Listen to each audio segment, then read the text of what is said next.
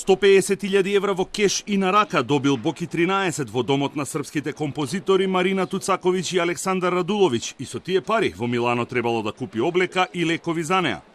Ова денеска го изјави Александар Радуловиќ, кој како сведок на одбраната даде исказ пред судскиот совет на рочиштето за случајот Рекет. Тој сведочеше дека со Јовановски се блиски и семејни пријатели, оделе заедно на одмор и тој често бил гостин во нивниот дом. Последната средба е на 21 февруари минатата година, кога им биле дадени парите.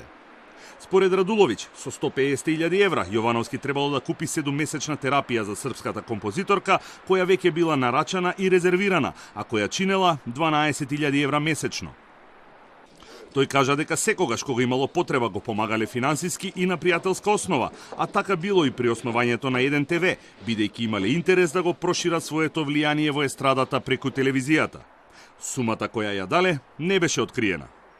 Обвинителката Вилма Русковска во вкрстеното испрашување побара од сведокот доказ дека се дадени парите наменети за телевизијата. Материјален доказ дека сме дале пари немаме договор, нашиот однос е пријателски, имаме потпишана писмена изјава.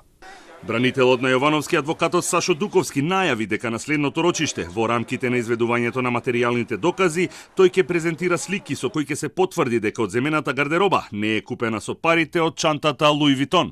Обвинителството тврди дека се е купено во првата половина на 2019 година, а ние со фотографии, фотографиите сега да не ви ги вадам, јас тука 2,5 кила се тешки, плюс на USB ќе презентираме кое парче детално од сите одземени која година е купена.